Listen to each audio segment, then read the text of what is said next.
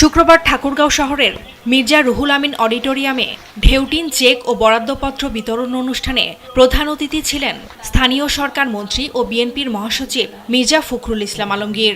এ সময় তিনি বলেন, পর্যাপ্ত সরবরাহ থাকার পরও দেশে জ্বালানি সংকট তৈরি করা হচ্ছে। কিছু মানুষ অনৈতিক ব্যবসা শুরু করেছে, তাদের প্রতিহত করতে হবে।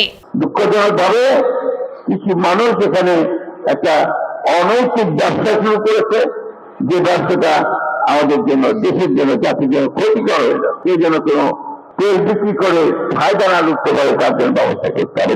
স্থিতিশীল ও শান্তিপূর্ণ বাংলাদেশের আশাবাদ ব্যক্ত করে তিনি বলেন, প্রধানমন্ত্রী তারেক রহমান নতুন নতুন প্রকল্প হাতে নিয়ে মানুষকে নতুন করে বাঁচার স্বপ্ন দেখাচ্ছেন। আমাদের সরকার, আমাদের দেশের নায়ক আমাদের নতুন করে বেঁচে থাকার স্বপ্ন দেখাচ্ছেন, বাংলাদেশকে গড়ে তুলবার স্বপ্ন দেখাচ্ছেন এবং গড়ে তোলার চেষ্টা করছেন।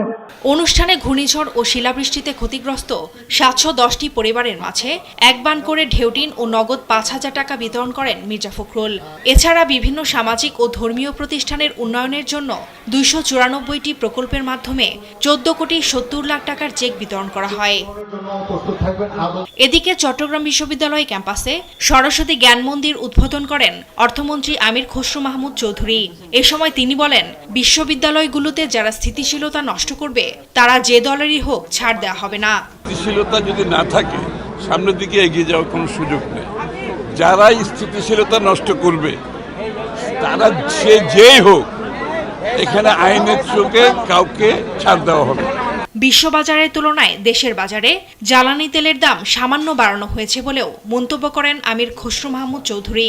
বিশ্বের বিভিন্ন দেশে বহুগুণ বেশি। আমি ফারজানা আফরোজ টুম্পা, নিউজ ডেস্ক, দেশ টিভি। বাংলাদেশে 10% 15%